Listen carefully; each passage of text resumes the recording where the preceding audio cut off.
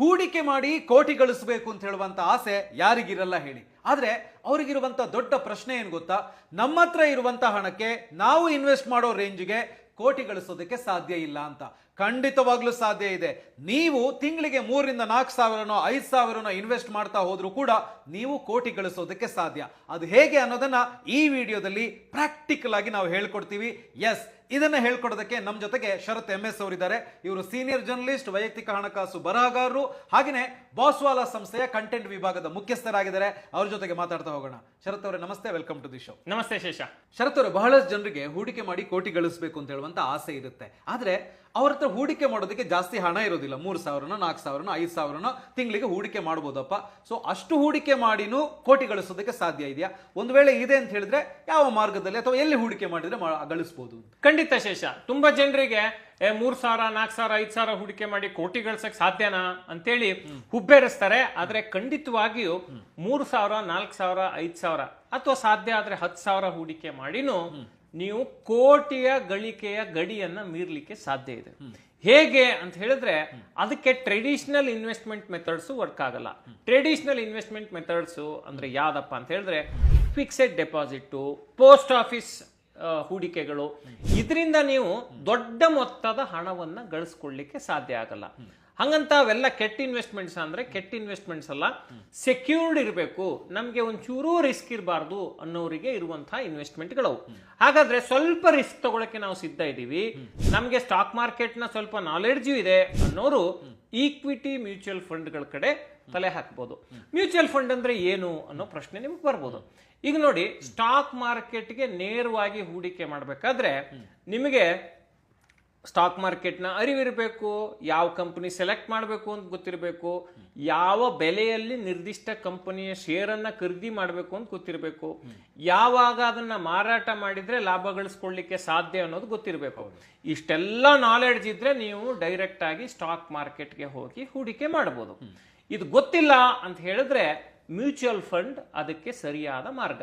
ಏನಪ್ಪ ಈ mutual fund ಅಂತ ಹೇಳಿದ್ರೆ, ಈಗ ನೋಡಿ, ನೀವು ಬೆಂಗಳೂರಿನಿಂದ ಮಂಗಳೂರಿಗೆ ಹೋಗಬೇಕು. ಮಂಗಳೂರಿಗೆ ಹೋಗಬೇಕು ಅಂದ್ರೆ ನಿಮ್ಗೆ 2 ರೂಟ್ ಇದೆ. ಒಂದು ಬಸ್ಸಲ್ಲಿ ಹೋಗ್ಬೋದು, ಅಥವಾ ನಿಮ್ಮದೇ ಕಾರ್ ಇದ್ರೆ ನೀವೇ ಡ್ರೈವ್ ಮಾಡ್ಕೊಂಡು ಹೋಗ್ಬೋದು. ನಿಮಗೆ ಡ್ರೈವಿಂಗ್ ಗೊತ್ತಿಲ್ಲ ಅಂದ್ರೆ ಏನ್ ಮಾಡ್ತೀರಿ?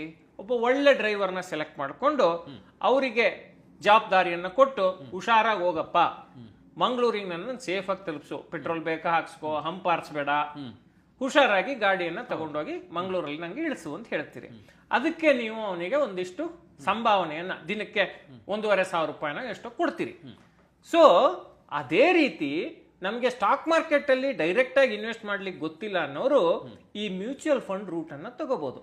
ಮ್ಯೂಚುವಲ್ ಫಂಡ್ ರೂಟ್ ಹೇಗೆ ಅಂತ ಹೇಳಿದ್ರೆ, ನೀವು ಹೇಗೆ ಇಲ್ಲಿ ಡ್ರೈವರ್ಗೆ ನಿಮ್ಮ ಕಾರ್ ಕೀನ ಕೊಟ್ಟು ಮಂಗಳೂರಿಗೆ ತಗೊಂಡೋಗಿ ಬಿಡಪ್ಪ ಅಂತ ಹೇಳ್ತಿರಲ್ಲ, ಅದೇ ರೀತಿ ನಂಗೆ ಇಲ್ಲಿ ಸ್ಟಾಕ್ ಮಾರ್ಕೆಟ್ ಇನ್ವೆಸ್ಟ್ಮೆಂಟ್ಗಳ ಬಗ್ಗೆ ಐಡಿಯಾ ಇಲ್ಲಪ್ಪ, ನೋಡು ನನ್ನ ದುಡ್ಡನ್ನ ನಿನ್ನ ಫಂಡ್ ನಲ್ಲಿ ಹಾಕ್ತೀನಿ, ನೀನ್ ಆ ಫಂಡ್ ನಿಂದ ದುಡ್ಡನ್ನ ಬೇರೆ ಬೇರೆ ಕಂಪನಿಗಳ ಮೇಲೆ ಹೂಡಿಕೆ ಮಾಡಿ ನನಗೆ ಲಾಭ ಮಾಡಿಕೊಡು, ಆ ಲಾಭದಲ್ಲಿ ಒಂದಿಷ್ಟು ಕಮಿಷನ್ ಅನ್ನು ತಗೋ ಅಂತ ಹೇಳಿ ಮ್ಯೂಚುವಲ್ ಫಂಡ್ ಹೌಸ್ಗೆ ಕೊಡ್ತೀರಿ.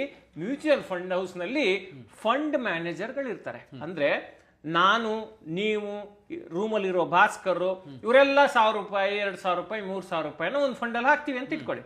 ಆ ಫಂಡ್ ನ ದುಡ್ಡನ್ನ ತೆಗೆದುಕೊಂಡು ಫಂಡ್ ಮ್ಯಾನೇಜರು XYZ ಹೀಗೆ ಬೇರೆ ಬೇರೆ ಕಂಪನಿಗಳ ಮೇಲೆ ಹೂಡಿಕೆ ಮಾಡ್ತಾರೆ. ಆ ಹೂಡಿಕೆಯನ್ನ ಮಾಡಿದ ನಂತರ ಲಾಭ ಬರುತ್ತಲ್ಲ, ಅದರಲ್ಲಿ ಅವ್ರು ಸ್ವಲ್ಪ ಕಮಿಷನ್ ಇಟ್ಕೋತಾರೆ. ಕಮಿಷನ್ ಇಟ್ಕೊಂಡು ನಮಗೆ ಲಾಭವನ್ನು ಮಾಡ್ಕೊಡ್ತಾರೆ. ಇಲ್ಲಿ ಏನು ಬಹಳ ಮುಖ್ಯ ಅಂತ ಹೇಳಿದ್ರೆ, ಇಲ್ಲಿ ನಾನು ಪರೋಕ್ಷವಾಗಿ ಸ್ಟಾಕ್ ಮಾರ್ಕೆಟ್ ನಲ್ಲಿ ಈಕ್ವಿಟಿ ಮ್ಯೂಚುವಲ್ ಫಂಡ್ ಮೂಲಕ ಹೂಡಿಕೆ ಮಾಡ್ತಿದ್ದೀನಿ, ಆದ್ರೆ ನಂಗೆ ಸ್ಟಾಕ್ ಮಾರ್ಕೆಟ್ ನ ನಾಲೆಡ್ಜ್ ಬೇಕು ಅಂತ ಇಲ್ಲ. ಯಾಕೆಂತ ಹೇಳಿದ್ರೆ ಅಲ್ಲಿ ಎಕ್ಸ್ಪರ್ಟ್ ಇದ್ದಾರೆ. ಸೊ ಇದು ಸ್ಟಾಕ್ ಮಾರ್ಕೆಟ್ ಅಲ್ಲಿ ಪರೋಕ್ಷವಾಗಿ ಮ್ಯೂಚುವಲ್ ಫಂಡ್ಗಳ ಮೂಲಕ ಹೂಡಿಕೆ ಮಾಡುವಂತಹ ದಾರಿ. ಒಂದೇ ಮಾರ್ಗ ಏನು ಅಂತ ಹೇಳಿದ್ರೆ, ಡೈರೆಕ್ಟ್ ಆಗಿ ಕಾರ್ ಓಡಿಸ್ಕೊಂಡು ನೀವೇ ಹೋಗೋದು, ಅಂದ್ರೆ ಸ್ಟಾಕ್ ಮಾರ್ಕೆಟ್ ಬಗ್ಗೆ ಅರಿವು ಮೂಡಿಸ್ಕೊಂಡು ಹೂಡಿಕೆ ಮಾಡುವಂಥದ್ದು. ಇಲ್ವಾ, ನಿಮ್ಮ ಕಾರ್ನ ಕೀಲಿ ಕೈಯನ್ನ ಮತ್ತೊಬ್ಬ ಒಳ್ಳೆ ಡ್ರೈವರ್ ಕೈಲಿ ಕೊಟ್ಟು ಓಡಿಸಪ್ಪ ಅಂತ ಹೇಳೋದು. ಅದ್ಯಾವ ಮಾರ್ಗ? ಮ್ಯೂಚುವಲ್ ಫಂಡ್ ಮಾರ್ಗ. ಸೊ ಇದು ಈಗ ಮ್ಯೂಚುವಲ್ ಫಂಡ್ ಅಲ್ಲಿ ನಮ್ಮ ವಿಷಯಕ್ಕೆ ಬರೋಣ. ನಾವೀಗ ಮ್ಯೂಚುವಲ್ ಫಂಡ್ ಅಂದ್ರೆ ಏನು ಅನ್ನೋ ಒಂದು ಪಿಕ್ಚರ್ ಅನ್ನ ಕೊಟ್ವಿ. ನಂತರ ಈಗ ಬರಬೇಕಾಗಿರುವಂತಹ ಪ್ರಶ್ನೆ ಏನಪ್ಪಾ ಅಂತ ಹೇಳಿದ್ರೆ, ಸ್ವಲ್ಪ ಸ್ವಲ್ಪ ಸ್ವಲ್ಪ ಹೂಡಿಕೆ ಮಾಡಿ ನಾವು ಕೋಟಿ ಗಳಿಸೋದು ಹೇಗೆ ಸಾಧ್ಯ ಇದೆಯಾ ಅಂತ ಹೇಳಿದ್ರೆ, ನಾವು ಆ ಪಾಯಿಂಟ್ಗೆ ಬರ್ತೀವಿ. ಅದಕ್ಕಿಂತ ಮುಖ್ಯವಾದ ಒಂದು ವಿಚಾರವನ್ನ ನಾನೀಗ ಹೇಳೋದಿದೆ. ಅದೇನಪ್ಪ ಅಂದ್ರೆ ಹೆಲ್ತ್ ಇನ್ಶೂರೆನ್ಸ್. ನಿಮ್ಮ ಕುಟುಂಬದ ಪ್ರತಿಯೊಬ್ಬರಿಗೂ ಹೆಲ್ತ್ ಇನ್ಶೂರೆನ್ಸ್ ತಗೊಳ್ಳಿ. ಯಾಕೆ ಅಂತ ಹೇಳಿದ್ರೆ ದುಡ್ದಿದ್ದ ದುಡ್ಡನ್ನೆಲ್ಲ ಸಂಕಷ್ಟ ಕಾಲದಲ್ಲಿ ಆಸ್ಪತ್ರೆಗೆ ಕಟ್ಟೋ ಬದಲು ದುಡ್ದಿದ್ದ ದುಡ್ಡಲ್ಲಿ ಸ್ವಲ್ಪ ಹಣವನ್ನ ಇನ್ಶೂರೆನ್ಸ್ಗೆ ಕಟ್ಟಿದ್ರೆ ನಿಮಗೆ ಸಂಕಷ್ಟದ ಕಾಲಕ್ಕೆ ಅನಾರೋಗ್ಯ ಉಂಟಾದಾಗ ಅದು ನೆರವಿಗೆ ಬರುತ್ತೆ. ಮತ್ತೆ ನಿಮ್ಮ ಇನ್ವೆಸ್ಟ್ಮೆಂಟ್ಗಳು ನಿರರ್ಗಳವಾಗಿ ಮುಂದೆ ಸಾಗಬೇಕು ಅಂತ ಹೇಳಿದ್ರೆ ಹೆಲ್ತ್ ಇನ್ಶೂರೆನ್ಸ್ ಕೂಡ ಇಂಪಾರ್ಟೆಂಟು. ಯಾಕೆ ಅಂತ ಹೇಳಿದ್ರೆ ನಿಮಗೆ ಕಷ್ಟ ಆದಾಗ ನಿಮ್ಮ ಹತ್ರ ಹೆಲ್ತ್ ಇನ್ಶೂರೆನ್ಸ್ ಇಲ್ಲ ಅಂದರೆ ನೀವು ಹೂಡಿಕೆ ಮಾಡಿದ ದುಡ್ಡನ್ನೆಲ್ಲ ವಾಪಸ್ ತಗೊಂಡು ಆಸ್ಪತ್ರೆಗೆ ಕಟ್ಟಕ್ಕೆ ಹೋಗ್ತೀರಿ. ಅಂಥ ತಪ್ಪು ಆಗಬಾರ್ದು ಅಂದರೆ ಹೆಲ್ತ್ ಇನ್ಶೂರೆನ್ಸ್ ಬೇಕೇ ಬೇಕು.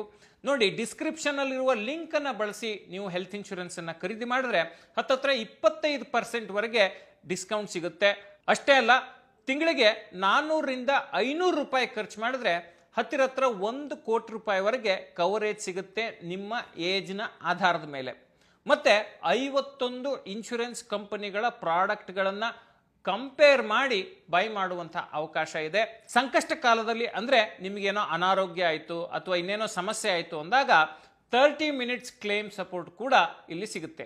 ಇನ್ಯಾಕ್ ತಡ, ಆದಷ್ಟು ಬೇಗ ಹೆಲ್ತ್ ಇನ್ಶೂರೆನ್ಸನ್ನು ತೆಗೆದುಕೊಳ್ಳಿ. ನಿಮ್ಮ ಕುಟುಂಬದ ಸಂಕಷ್ಟ ಕಾಲದ ಆಪ್ತ ಮಿತ್ರ ಯಾವುದಪ್ಪ ಅಂತ ಹೇಳಿದ್ರೆ ಅದು ಹೆಲ್ತ್ ಇನ್ಶೂರೆನ್ಸ್. ಡಿಸ್ಕ್ರಿಪ್ಷನಲ್ಲಿರೋ ಲಿಂಕನ್ನು ಬಳಸಿ ಆದಷ್ಟು ಬೇಗ ಹೆಲ್ತ್ ಇನ್ಶೂರೆನ್ಸನ್ನು ಖರೀದಿ ಮಾಡಿ.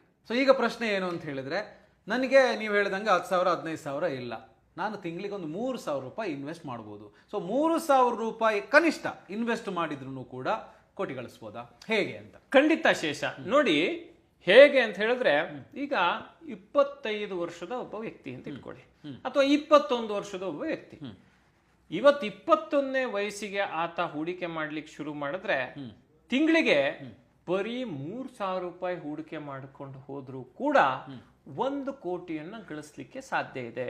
ನೀವು ಅನ್ಬೋದು, 30 ವರ್ಷ ಆದ್ಮೇಲೆ 1 ಕೋಟಿಗೆ ಏನ್ ಬೆಲೆ ಇರುತ್ತೆ, 30 ವರ್ಷ ಹೂಡಿಕೆ ಮಾಡಿದ್ರೆ 1 ಕೋಟಿ ಆಗುತ್ತೆ ಅಂತ. ಆದ್ರೆ 30 ವರ್ಷ ಅವ್ನ ಸಂಬಳ ಬರೀ ಜಾಸ್ತಿ ಆಗೋದಿಲ್ವಾ? 30 ವರ್ಷದಲ್ಲೂ ಅವ್ನು ಬರೀ 3,000 ರೂಪಾಯಿ ಹೂಡಿಕೆ ಮಾಡ್ತಾನ. 3,000 ರೂಪಾಯಿನ ಹೆಚ್ಚಿಸ್ಕೊಂಡು ಹೋಗ್ಬೋದು. ನಾವಿಲ್ಲಿ ಒಂದು ಬೇಸನ್ನ ಇಟ್ಕೊಂಡು ಹೇಳೋ ಉದ್ದೇಶ ಏನು ಅಂತ ಹೇಳಿದ್ರೆ, ಸಣ್ಣ ಮೊತ್ತದಲ್ಲೂ ಕೂಡ ನೀವು ಕೋಟಿ ಗಳಿಸ್ಲಿಕ್ಕೆ ದಾರಿ ಇದೆ ಅನ್ನೋದು. ಈಗ ಸ್ಕ್ರೀನ್ ಮೇಲೆ ನಾವು ಟೇಬಲ್ ನೋಡ್ಬೋದು ಶೇಷ. ಮ್ಯೂಚುವಲ್ ಫಂಡ್ ಹೂಡಿಕೆ ತಿಂಗಳಿಗೆ 3,000 ಹೂಡಿದ್ರೆ ಎಷ್ಟು ಸಿಗಬಹುದು ಅನ್ನೋ ಒಂದು ಅಂದಾಜು. ಈಗ ನೋಡಿ, 3,000 ರೂಪಾಯಿಯನ್ನ ಪ್ರತಿ ತಿಂಗಳು ಹೂಡಿಕೆ ಮಾಡ್ತಾ ಹೋದ್ರೆ 30 ವರ್ಷಗಳ ಕಾಲ ಹೂಡಿದ್ರೆ 12.5% ರಿಟರ್ನ್ಸ್ ನಮಗೆ ಸಿಕ್ಕರೆ, ಯಾಕೆ 12.5% ರಿಟರ್ನ್ಸ್ ಅಂದಾಜನ್ನ ಇಲ್ಲಿ ಕೊಟ್ಟಿದ್ದೀವಿ ಅಂತ ಹೇಳಿದ್ರೆ, ಹಿಸ್ಟಾರಿಕಲಿ ಐತಿಹಾಸಿಕವಾಗಿ ನೋಡಿದಾಗ ಸ್ಟಾಕ್ ಮಾರ್ಕೆಟ್ 12 to 13% ರಿಟರ್ನ್ಸ್ ಅನ್ನ ಕೊಟ್ಟಿದೆ. ಅಂದ್ರೆ ಇಲ್ಲಿ ಈಕ್ವಿಟಿ ಮ್ಯೂಚುವಲ್ ಫಂಡ್ ಆಗಿರೋದ್ರಿಂದ ನಾವಿಲ್ಲಿ 12.5 ಆವರೇಜ್ ಅನ್ನು ತೆಗೆದುಕೊಂಡಿದ್ದೀವಿ. ನೋಡಿ, ಒಟ್ಟು ಹೂಡಿಕೆ 3,000 ರೂಪಾಯಿಯನ್ನ 30 ವರ್ಷ ಹೂಡಿಕೆ ಮಾಡಿದ್ರೆ 10,80,000 ರೂಪಾಯಿ ಆಗುತ್ತೆ. ಒಟ್ಟು ಲಾಭದ ಮೊತ್ತ 91,30,30,000 ರೂಪಾಯಿ ಆಗುತ್ತೆ. 91,30,30,000 ರೂಪಾಯಿ. ನೋಡಿ, ಇಲ್ಲಿ ಗಮನಿಸಬೇಕಾದ ಅಂಶ ಏನು ಅಂತ ಹೇಳಿದ್ರೆ, 10,80,000 ರೂಪಾಯಿ ಬರೀ ಹೂಡಿಕೆ ಮಾಡಿರೋದು ನೀವು. ಇಲ್ಲಿ 91,30,30,000 ರೂಪಾಯಿ ನಿಮಗೆ ಹತ್ತತ್ರ ಲಾಭ ನಿರೀಕ್ಷೆ ಇದೆ. ಅಂದ್ರೆ 1,02,00,000 ರೂಪಾಯಿ ಆಗತ್ತೆ. ಲೆಕ್ಕ ಹಾಕಿ, ಬರೀ 3,000 ರೂಪಾಯಿ ಹುಡ್ಕೊಂಡು ಹೋದ್ರೆ 30 ವರ್ಷಕ್ಕೆ 1,02,00,000 ಆಗುತ್ತೆ. ಇಲ್ಲಿ ತುಂಬಾ ಜನ ವಾದ ಮಾಡ್ಬೋದು, ಏನಪ್ಪಾ 30 ವರ್ಷ ಆದ್ಮೇಲೆ 1 ಕೋಟಿ ಬೆಲೆ ಎಷ್ಟು ಅಂತ. ಆದ್ರೆ ಇಲ್ಲಿ ಏನ್ ಗಮನಿಸ್ಬೇಕು ಅಂತ ಹೇಳಿದ್ರೆ, ಈಗ ನೋಡಿ, ಯಾವುದೋ ಒಬ್ಬ ವ್ಯಕ್ತಿ 21ನೇ ವಯಸ್ಸಿಗೆ ಕೆಲಸವನ್ನ ಆರಂಭಿಸ್ತಾನೆ ಅಂತ ಇಟ್ಕೊಳ್ಳಿ. 30 ವರ್ಷ ಆತನ ಕೈಯಲ್ಲಿದೆ. 30 ವರ್ಷನೂ ಬರೀ 3,000 ರೂಪಾಯಿ ಹೂಡಿಕೆ ಮಾಡ್ತಾನ. ವರ್ಷದಿಂದ ವರ್ಷಕ್ಕೆ ಸಂಬಳ ಜಾಸ್ತಿ ಆಗುತ್ತಲ್ವಾ? ನಾವಿಲ್ಲಿ ಯಾಕೆ 3,000 ರೂಪಾಯಿ ಆವರೇಜ್ ಅನ್ನ ತೋರಿಸ್ತಾ ಇದೀವಿ ಅಥವಾ ಕಡಿಮೆ ಮೊತ್ತವನ್ನ ತೋರಿಸ್ತಾ ಇದೀವಿ ಅಂತ ಹೇಳಿದ್ರೆ, ನೋಡಿ, 3,000 ರೂಪಾಯಲ್ಲೂ ಕೂಡ ಕೋಟಿ ಗಳಿಸ್ಲಿಕ್ಕೆ ಸಾಧ್ಯ ಇದೆ. ನೀವು 3,000ನ 5,000, 6,000, 10,000, 15,000 ನಿಮ್ಮ ಸಂಬಳ ಜಾಸ್ತಿ ಆದಂಗೆ ಜಾಸ್ತಿ ಮಾಡ್ಕೊಂಡು ಹೋಗಿ ಅನ್ನೋದ್ರ ಒಂದು ಎಸ್ಟಿಮೇಷನ್. ಬಟ್ 3,000ದಲ್ಲಿ ಕೋಟಿ ಗಳಿಸ್ಲಿಕ್ಕೆ ಸಾಧ್ಯ ಇದೆಯಾ ಅಂದ್ರೆ ಸಾಧ್ಯ ಇದೆ. ಸ್ಥಿರವಾಗಿ ಪ್ರತಿ ತಿಂಗಳು ಶಿಸ್ತುಬದ್ಧವಾಗಿ ಹೂಡಿಕೆಯನ್ನ ಮಾಡಿದ್ರೆ. ಹಾಗೇನೆ 3,000 ರೂಪಾಯಿಯನ್ನ 25 ವರ್ಷಗಳ ಅವಧಿಗೆ ಪ್ರತಿ ತಿಂಗಳು ಹೂಡಿಕೆ ಮಾಡ್ಕೊಂಡು ಹೋದ್ರೆ ಒಟ್ಟು 9 ಲಕ್ಷ ಹೂಡಿಕೆ ಆಗಿರುತ್ತೆ. 12.5% ರಿಟರ್ನ್ ಸಿಗುತ್ತೆ ಅಂತ ಅಂದಾಜು ಮಾಡಿದ್ರೆ 46,29,000 ನಮಗೆ ಲಾಭ ಸಿಕ್ಕಿರುತ್ತೆ. ಹಾಗೇನೆ ಹೂಡಿಕೆ ಮತ್ತು ಗಳಿಕೆ ಮೊತ್ತ ಸೇರಿ 55,29,000 ಸಿಗುತ್ತೆ. ನೋಡಿ, ಬರೀ 3,000ನ 25 ವರ್ಷಕ್ಕೆ ಹೂಡಿಕೆ ಮಾಡಿದ್ರೆ 50 ಲಕ್ಷವನ್ನ ಗಳಿಸ್ಕೊಳ್ಳಿಕ್ಕೆ ಸಾಧ್ಯ ಆಗುತ್ತೆ.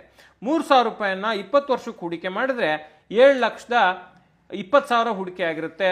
ನಿಮಗೆ ಗಳಿಕೆ 22,11,000 ಇರುತ್ತೆ. ಒಟ್ಟು ಹೂಡಿಕೆ ಮತ್ತು ಗಳಿಕೆ ಮೊತ್ತ ಸೇರಿ 29,31,000 ಸಿಗುತ್ತೆ.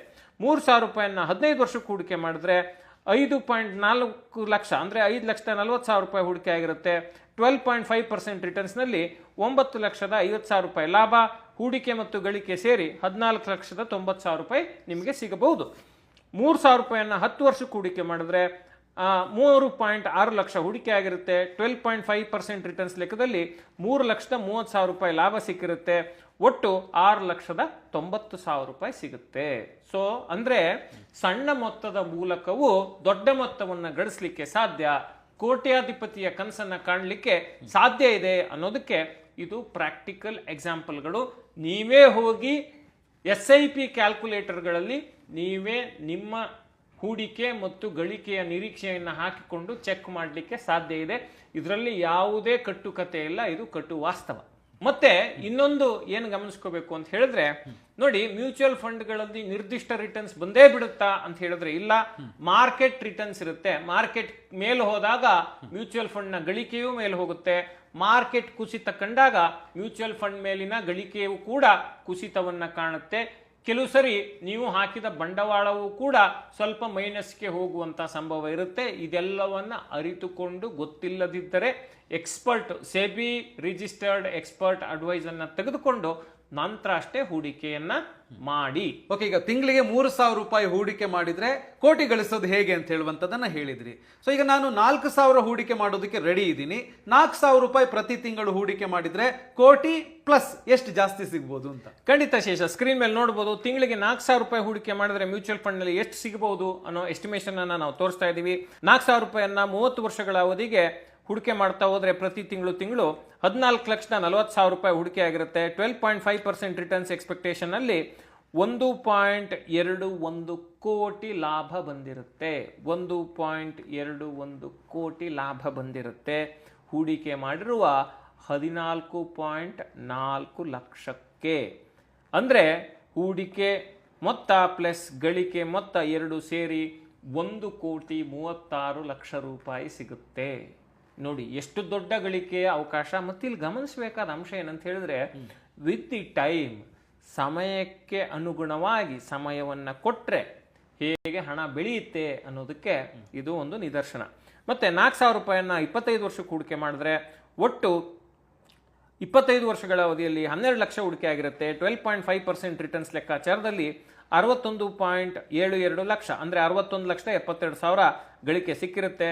ಒಟ್ಟು ಹೂಡಿಕೆ ಮೊತ್ತ ಗಳಿಕೆ ಮೊತ್ತ ಸೇರಿ 73,72,000 ಸಿಗುತ್ತೆ. 4,000 ರೂಪಾಯಿಯನ್ನ 20 ವರ್ಷ ಹೂಡಿಕೆ ಮಾಡಿದ್ರೆ 9.6 ಲಕ್ಷ ಹೂಡಿಕೆ ಆಗಿರುತ್ತೆ. 12.5% ರಿಟರ್ನ್ಸ್ ಲೆಕ್ಕಾಚಾರದಲ್ಲಿ 29.49 ಲಕ್ಷ ಗಳಿಕೆ ಸಿಕ್ಕಿರುತ್ತೆ. ಒಟ್ಟು 39.09 ಲಕ್ಷ ಲಾಭ ಮತ್ತೆ ಹೂಡಿಕೆ ಮೊತ್ತ ಸೇರಿ 4,000 ರೂಪಾಯಿಯನ್ನ 15 ವರ್ಷಗಳ ಕಾಲ ಹೂಡಿಕೆ ಮಾಡಿದ್ರೆ 7.20 ಲಕ್ಷ ಅಂದ್ರೆ 7,20,000 ಹೂಡಿಕೆ ಆಗಿರುತ್ತೆ.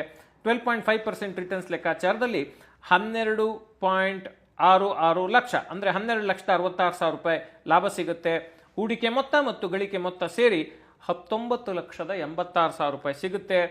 10 ವರ್ಷಗಳ ಕಾಲ 4,000 ರೂಪಾಯಿಯನ್ನ ಹೂಡಿಕೆ ಮಾಡಿದ್ರೆ 4.8 ಲಕ್ಷ ಹೂಡಿಕೆ ಆಗಿರುತ್ತೆ. 12.5% ರಿಟರ್ನ್ಸ್ ಲೆಕ್ಕಾಚಾರದಲ್ಲಿ 4.40 ಲಕ್ಷ ಅಂದ್ರೆ 4,40,000 ಗಳಿಕೆ ಸಿಗುತ್ತೆ. ಹೂಡಿಕೆ ಮತ್ತು ಗಳಿಕೆ ಮೊತ್ತ ಸೇರಿ 9,20,000 ಸಿಗುತ್ತೆ. Again mutual funds are subjected to market risks ಅನ್ನೋ ಮಾಹಿತಿ ನಿಮ್ಗೆ ಇರಬೇಕು. ಇದು ಹಣಕಾಸು ಶಿಕ್ಷಣದ ಉದ್ದೇಶಕ್ಕೆ ನೀಡುತ್ತಿರುವಂತಹ ಮಾಹಿತಿ. ಇದನ್ನ ಹೂಡಿಕೆ ಶಿಫಾರಸು ಅಂತೇಳಿ ಭಾವಿಸಬಾರದು. ನಾವು ಇಲ್ಲಿ ಒಂದು ಅಂದಾಜನ್ನ, ನೀವು ಹೇಗೆ ಅಂದಾಜನ್ನ ಮಾಡ್ಕೋಬೇಕು ಹೂಡಿಕೆ ಮಾಡುವಾಗ, ತುಂಬಾ ದೊಡ್ಡ ಮೊತ್ತ ಬೇಕು ಅನ್ನೋ ಒಂದು ಭ್ರಮೆ ನಿಮಗೆ ಬೇಡ ಅನ್ನೋದನ್ನ ಸೂಚಿಸೋದಕ್ಕೆ ಹಿಸ್ಟಾರಿಕಲ್ ಡೇಟಾವನ್ನ ತೆಗೆದುಕೊಂಡು ನೀಡುತ್ತಿರುವಂತಹ ಮಾಹಿತಿ ಇದು. ಸೊ ಇನ್ನು 5,000 ರೂಪಾಯಿ ಹೂಡಿಕೆ ಮಾಡೋದಕ್ಕೆ ಸಾಧ್ಯ ಇದೆ. ಸೊ 5,000 ಪ್ರತಿ ತಿಂಗಳು ಹೂಡಿಕೆ ಮಾಡಿದ್ರೆ 1 ಕೋಟಿ ಪ್ಲಸ್ ಎಷ್ಟು ಜಾಸ್ತಿ ಸಿಗುತ್ತೆ? ಖಂಡಿತ ಶೇಷ. ಈಗ ನೋಡಿ, ಮ್ಯೂಚುವಲ್ ಫಂಡ್ ಹೂಡಿಕೆ ತಿಂಗಳಿಗೆ 5,000 ರೂಪಾಯಿ ಹೂಡಿದ್ರೆ ಎಷ್ಟು ಸಿಗ್ಬೋದು ಅನ್ನೋ ಒಂದು ಅಂದಾಜನ್ನ ನಾವು ಇಲ್ಲಿ ತೋರಿಸ್ತೀವಿ. 5,000 ರೂಪಾಯಿಯನ್ನ 30 ವರ್ಷಗಳ ಕಾಲ ಹೂಡಿಕೆ ಮಾಡಿದ್ರೆ ಒಟ್ಟು 18 ಲಕ್ಷ ರೂಪಾಯಿ ಹೂಡಿಕೆ ಆಗಿರುತ್ತೆ. 12.5% ರಿಟರ್ನ್ಸ್ ಲೆಕ್ಕಾಚಾರದಲ್ಲಿ 1.52 ಕೋಟಿ ಸಿಗುತ್ತೆ. ನಿಮಗೆ ಲಾಭದ ಮೊತ್ತ 12.5% ರಿಟರ್ನ್ಸ್ ಲೆಕ್ಕಾಚಾರ. ಲಾಭನೇ ಇಲ್ಲಿ 1.5 ಕೋಟಿ ಸಿಗುತ್ತೆ. ಲಾಭನೇ ಇಲ್ಲಿ 1.5 ಕೋಟಿ ಸಿಗುತ್ತೆ. ಲಾಭ ಮತ್ತು ಹೂಡಿಕೆ ಮೊತ್ತ ಸೇರಿ 1.70 ಕೋಟಿ. ಅಂದರೆ ಈಗ ನೋಡಿ 1.52 ಲಕ್ಷ, 1,52,00,000 ಗಳಿಕೆ ಪ್ಲಸ್ 18 ಲಕ್ಷ ಹೂಡಿಕೆ ಮೊತ್ತ ಸೇರಿ 1,70,00,000 ಸಿಗುವ ಸಾಧ್ಯತೆ ಇದೆ. ಹಾಗೆಯೇ 25 ವರ್ಷಕ್ಕೆ ಹೂಡಿಕೆ ಮಾಡಿದರೆ ಒಟ್ಟು 15 ಲಕ್ಷ ಹೂಡಿಕೆ ಆಗಿರುತ್ತೆ. 12.5% ರಿಟರ್ನ್ಸ್ ಲೆಕ್ಕಾಚಾರದಲ್ಲಿ 77,15,000 ರೂಪಾಯಿ ಗಳಿಕೆ ಸಿಕ್ಕಿರುತ್ತೆ. ಹಾಗೆಯೇ ಹೂಡಿಕೆ ಮತ್ತು ಗಳಿಕೆ ಸೇರಿ 92,15,000 ರೂಪಾಯಿ ಸಿಗುತ್ತೆ. ಇನ್ನು 20 ವರ್ಷಗಳ ಕಾಲ 5,000 ರೂಪಾಯಿ ಹೂಡಿಕೆ ಮಾಡಿದರೆ ಎಷ್ಟು ಸಿಗುತ್ತೆ? 15 ವರ್ಷಗಳ ಕಾಲ ಹೂಡಿಕೆ ಮಾಡಿದರೆ ಎಷ್ಟು ಸಿಗುತ್ತೆ? 10 ವರ್ಷಗಳ ಕಾಲ ಹೂಡಿಕೆ ಮಾಡಿದರೆ ಎಷ್ಟು ಸಿಗುತ್ತೆ ಅನ್ನೋದಕ್ಕೆ ಪಟ್ಟಿಯಲ್ಲಿ ಇಲ್ಲಿ ವಿವರಣೆಯನ್ನು ಕೊಟ್ಟಿದ್ದೀವಿ. ಅದನ್ನ ಪಾಸ್ ಮಾಡಿ ನೋಡ್ಕೊಳ್ಳಿ. ನಿಮ್ಮ ಅನುಕೂಲವನ್ನ ಹೇಗೆ ನೀವು ಹೂಡಿಕೆ ಮಾಡ್ಬೋದು, ನಿಮ್ಮ ಅನುಕೂಲಕ್ಕೆ ತಕ್ಕಂತೆ ಆ ತೀರ್ಮಾನಗಳನ್ನು ಮಾಡಿ. ಸೊ ಈಗ 3,000, 4,000, 5,000 ತಿಂಗಳಿಗೆ ಹೂಡಿಕೆ ಮಾಡ್ತಾ ಹೋದ್ರೆ ಕೋಟಿ ಹೇಗೆ ಗಳಿಸ್ಬೋದು ಅಂತ ಹೇಳುವಂಥದ್ದನ್ನ ತಿಳಿಸ್ಕೊಟ್ರಿ. ಇಲ್ಲ ನಾನು ಕಷ್ಟಪಟ್ಟಾದ್ರೂ ಸರಿ ತಿಂಗಳಿಗೆ 10,000 ರೂಪಾಯಿ ಹೂಡಿಕೆ ಮಾಡೋದಕ್ಕೆ ರೆಡಿ ಇದ್ದೀನಿ ಅಂತ ಇಟ್ಕೊಳ್ಳೋಣ. ಸೊ 10,000 ರೂಪಾಯಿ ನಾನು ಪ್ರತಿ ತಿಂಗಳು ಹೂಡಿಕೆ ಮಾಡ್ತಾ ಹೋದ್ರೆ 1 ಕೋಟಿ ಮಾತ್ರನೂ ಸಾಧ್ಯ, ಅಥವಾ ಕೋಟಿಗೆ ಪ್ಲಸ್ ಆಗಿ ಮತ್ತಷ್ಟು ಕೋಟಿಗಳನ್ನು ಗಳಿಸೋದಕ್ಕೆ ಸಾಧ್ಯನಾ ಅಂತ? ಖಂಡಿತ ಶೇಷ. ನೋಡಿ, ಪ್ರತಿ ತಿಂಗಳು ನಾನು ಕ್ರಮಬದ್ಧವಾಗಿ ನಾನು 10,000 ರೂಪಾಯಿ ಹೂಡಿಕೆ ಮಾಡ್ತೀನಿ ಅಂತ ಹೇಳಿದ್ರೆ 30 ವರ್ಷಗಳ ಅವಧಿಯಲ್ಲಿ 3 ಕೋಟಿವರೆಗೆ ಗಳಿಸಲಿಕ್ಕೆ ಸಾಧ್ಯ ಇದೆ. 12.5% ರಿಟರ್ನ್ಸ್ ಅನ್ನ ಅಂದಾಜು ಮಾಡಿಕೊಂಡು ಹೋದ್ರೆ ನೋಡಿ, ಸ್ಕ್ರೀನ್ ಮೇಲೆ ನಾವು ತೋರಿಸ್ತಾ ಇದ್ದೀವಿ. ಮ್ಯೂಚುವಲ್ ಫಂಡ್ ಹೂಡಿಕೆ ತಿಂಗಳಿಗೆ 10,000 ಹೂಡಿದ್ರೆ ಎಷ್ಟು ಸಿಗಬಹುದು ಅನ್ನೋ ಅಂದಾಜನ್ನ ಇಲ್ಲಿ ತೋರಿಸಿದೀವಿ. 10,000 ರೂಪಾಯಿಯನ್ನ 30 ವರ್ಷಗಳ ಕಾಲ ಪ್ರತಿ ತಿಂಗಳು ಹೂಡಿಕೆ ಮಾಡ್ತಾ ಹೋದ್ರೆ 36 ಲಕ್ಷ ರೂಪಾಯಿ ಹೂಡಿಕೆ ಆಗಿರುತ್ತೆ. 3,04,00,000 ಗಳಿಕೆನೇ ಸಿಗುತ್ತೆ. ಲಾಭ ಮತ್ತು ಹೂಡಿಕೆ ಮೊತ್ತ ಎರಡು ಸೇರಿದ್ರೆ 3,40,00,000 ರೂಪಾಯಿ ಸಿಗುತ್ತೆ. 30 ವರ್ಷಗಳ ಕಾಲ 10,000 ರೂಪಾಯಿನ ಹೂಡಿಕೆ ಮಾಡಿದ್ರೆ ಟೇಬಲ್ ಅಲ್ಲಿ ನೀಟಾಗಿ ಗಮನಿಸ್ಕೊಳ್ಳಿ. ಅದೇ ರೀತಿ 10,000 ರೂಪಾಯಿನ 25 ವರ್ಷಗಳ ಕಾಲ ಹೂಡಿಕೆ ಮಾಡ್ತಾ ಹೋದ್ರೆ 30 ಲಕ್ಷ ಹೂಡಿಕೆ ಆಗಿರುತ್ತೆ. 12.5% ರಿಟರ್ನ್ಸ್ ಅಂದಾಜಲ್ಲಿ 1.54 ಕೋಟಿ ನಿಮಗೆ ಲಾಭ ಸಿಗುತ್ತೆ. 1.84 ಕೋಟಿ ಲಾಭ ಪ್ಲಸ್ ಹೂಡಿಕೆ ಮೊತ್ತವನ್ನು ಸೇರಿ ನಿಮಗೆ ಗಳಿಸಿಕೊಳ್ಳೋ ಸಾಧ್ಯತೆ ಇದೆ. 10,000 ರೂಪಾಯಿನ 20 ವರ್ಷಗಳ ಕಾಲ ಹೂಡಿಕೆ ಮಾಡಿದರೆ 24 ಲಕ್ಷ ಹೂಡಿಕೆ ಆಗಿರುತ್ತೆ. 12.5% ರಿಟರ್ನ್ ಸಿಕ್ಕಿದ್ರೆ 73,72,000 ರೂಪಾಯಿ ಗಳಿಕೆ ಸಿಗುತ್ತೆ. ಗಳಿಕೆ ಪ್ಲಸ್ ಹೂಡಿಕೆ ಮೊತ್ತ ಸೇರಿ ಹತ್ತತ್ರ 1 ಕೋಟಿ ಅಂದರೆ 97,72,000 ರೂಪಾಯಿ ಸಿಗುತ್ತೆ. 10,000 ರೂಪಾಯಿನ 15 ವರ್ಷಗಳ ಕಾಲ ಹೂಡಿಕೆ ಮಾಡಿದ್ರು ಸಹಿತ 18 ಲಕ್ಷ ಹೂಡಿಕೆ ಆಗಿರುತ್ತೆ. 12.5% ಗಳಿಕೆ ಲೆಕ್ಕಾಚಾರದಲ್ಲಿ 31,67,000 ರೂಪಾಯಿ ಸಿಗುತ್ತೆ. ಹೂಡಿಕೆ ಪ್ಲಸ್ ಗಳಿಕೆ ಮೊತ್ತ ಸೇರಿ 49,67,000 ರೂಪಾಯಿ ಸಿಗುತ್ತೆ. 10,000 ರೂಪಾಯಿಯನ್ನ 10 ವರ್ಷಗಳ ಕಾಲ ಹೂಡಿಕೆ ಮಾಡಿದರೆ 12 ಲಕ್ಷ ರೂಪಾಯಿ ಹೂಡಿಕೆ ಆಗಿರುತ್ತೆ. 12.5% ರಿಟರ್ನ್ಸ್ ಲೆಕ್ಕಾಚಾರದಲ್ಲಿ 11 ಲಕ್ಷ ಗಳಿಕೆ ಮತ್ತೆ ಹೂಡಿಕೆ ಮತ್ತು ಗಳಿಕೆ ಮೊತ್ತ ಸೇರಿ ಒಟ್ಟು 23 ಲಕ್ಷ ಸಿಗುತ್ತೆ. ಸೊ ನಾವಿಲ್ಲಿ ಕೊಟ್ಟಿರೋದು ಎಲ್ಲ ಕೂಡ ಹಿಸ್ಟಾರಿಕಲ್ ಡೇಟಾವನ್ನು ಆಧರಿಸಿ 12ರಿಂದ 13% ರಿಟರ್ನ್ಸ್ ಅನ್ನ ಸ್ಟಾಕ್ ಮಾರ್ಕೆಟ್ ಕೊಟ್ಟಿದೆ. ಆ ಡೇಟಾವನ್ನು ಅಂದಾಜು ಮಾಡಿ ಇಲ್ಲಿ ಕೊಟ್ಟಿದ್ದೀವಿ. ಇದು ಗ್ಯಾರಂಟಿಡ್ ರಿಟರ್ನ್ಸ್ ಅಲ್ಲ, ಹೂಡಿಕೆ ಶಿಫಾರಸ್ ಅಲ್ಲ, ಫಿನಾನ್ಷಿಯಲ್ ಎಜುಕೇಶನ್ ಹಣಕಾಸು ಶಿಕ್ಷಣದ ಉದ್ದೇಶಕ್ಕೆ ನೀಡಿರುವಂತಹ ಮಾಹಿತಿ. ನೀವು ಹೂಡಿಕೆ ಮಾಡುವ ಮುನ್ನ ಹಣಕಾಸು ತಜ್ಞರ ಪರಿಣಿತರ ನೆರವನ್ನು ಪಡೆದು ಮುಂದುವರಿಯಿರಿ ಅಂತ ಹೇಳಿ ನಾವಿಲ್ಲಿ ಕಡಾಖಂಡಿತವಾಗಿ ನಾವು ಹೂಡಿಕೆದಾರರಿಗೆ ಹೇಳ್ತೀವಿ. ಥ್ಯಾಂಕ್ ಯು ವೆರಿ ಮಚ್ ಶರತ್ ಅವರೇ. ಬಹಳಷ್ಟು ಜನರಿಗೆ ಇರುವಂತಹ ಪ್ರಶ್ನೆ, ಅನುಮಾನ, 3,000, 4,000, 5,000 ಹೂಡಿಕೆ ಮಾಡಿ ನಾವು ಕೋಟಿ ಗಳಿಸೋದಕ್ಕೆ ಸಾಧ್ಯನಾ ಅಂತ. ಸಾಧ್ಯ ಇದೆ ಅಂತ ಹೇಳುವಂಥದ್ದನ್ನ ಪ್ರಾಕ್ಟಿಕಲ್ ಆಗಿ ಆ ಟೇಬಲ್ಸ್ ಅನ್ನ ತೋರಿಸೋದ್ರ ಮೂಲಕ ತಿಳಿಸ್ಕೊಟ್ರಿ. ಡೆಫಿನೆಟ್ಲಿ ಅವರು ಕೂಡ 3,000, 4,000 ಅಥವಾ 5,000 ಹೂಡಿಕೆ ಮಾಡ್ತಾ ಕೋಟಿ ಗಳಿಸೋದಕ್ಕೆ ಸಾಧ್ಯ. Thank you very much. Thank you Shesha. Savings, investment, ವೈಯಕ್ತಿಕ ಹಣಕಾಸಿನ ಬಗ್ಗೆ ಕಲ್ತ್ಕೋಬೇಕಾ? ಹಾಗೇನೆ ನೀವೇನಾದ್ರೂ ಬಿಸ್ನೆಸ್ ಸ್ಟಾರ್ಟ್ ಮಾಡಬೇಕು ಅಂತ ಹೇಳುವಂತ ಯೋಚನೆಯಲ್ಲಿದ್ರೆ ಬಿಸ್ನೆಸ್ ಸ್ಟಾರ್ಟ್ ಮಾಡೋದು ಹೇಗೆ, ಯಾವ ಬಿಸ್ನೆಸ್ ಮಾಡ್ಬೋದು ಅನ್ನೋದನ್ನ ತಿಳ್ಕೋಬೇಕಾ? ಹಾಗಿದ್ರೆ ಈಗಲೇ ಬಾಸ್ವಾಲಾ ಆಪ್ ಅನ್ನ ಡೌನ್ಲೋಡ್ ಮಾಡಿ. ಕೇವಲ 999 ರೂಪಾಯಿಗೆ 590ಕ್ಕೂ ಹೆಚ್ಚು ಕೋರ್ಸ್ಗಳನ್ನ ನೀವಿಲ್ಲಿ ನೋಡ್ಬೋದು. ವರ್ಷ ಇಡೀ ನೋಡ್ಬೋದು. ಮತ್ತ್ಯಾಕ್ ತಡ, ಡಿಸ್ಕ್ರಿಪ್ಷನ್ ನಲ್ಲಿ ಲಿಂಕ್ ಹಾಕಿರ್ತೀನಿ. ಈಗಲೇ ಬಾಸ್ವಾಲಾ ಆಪ್ ಅನ್ನ ಡೌನ್ಲೋಡ್ ಮಾಡಿ. ಸೊ ನೋಡಿದ್ರಲ್ಲ, ತಿಂಗಳಿಗೆ ಕೇವಲ 3,000 ರೂಪಾಯಿ ಹೂಡಿಕೆ ಮಾಡಿದ್ರು ಕೂಡ ನೀವು ಕೋಟ್ಯಾಧಿಪತಿ ಆಗೋದಕ್ಕೆ ಸಾಧ್ಯ. ಬಟ್ ಒಂದ್ ಸ್ವಲ್ಪ ಅದ್ರ ಬಗ್ಗೆ ತಿಳ್ಕೊಂಡು ಅರಿತು ತಿಳಿದು ಹೂಡಿಕೆ ಮಾಡಿದ್ರೆ ಡೆಫಿನೆಟ್ಲಿ 3,000ದಿಂದ ನೀವು ಕೋಟಿ ಗಳಿಸೋದಕ್ಕೆ ಸಾಧ್ಯ ಇದೆ. ಈ ವಿಡಿಯೋ ನಿಮಗೆ ಇಷ್ಟ ಆಗಿದೆ ಅಂತ ಅನ್ಕೊಳ್ತೀನಿ. ಇದನ್ನ ಲೈಕ್ ಮಾಡಿ, ಶೇರ್ ಮಾಡಿ. ಹಾಗೇನೆ ಬೇರೆ ಯಾವ್ದಾದ್ರು ಸಬ್ಜೆಕ್ಟ್ ಬಗ್ಗೆ ವಿಡಿಯೋ ಮಾಡಬೇಕು ಅಂತ ಹೇಳಿದ್ರೆ ಕಾಮೆಂಟ್ ಮಾಡಿ. Thank you. ಬಾಸ್ವಾಲಾ, be the boss.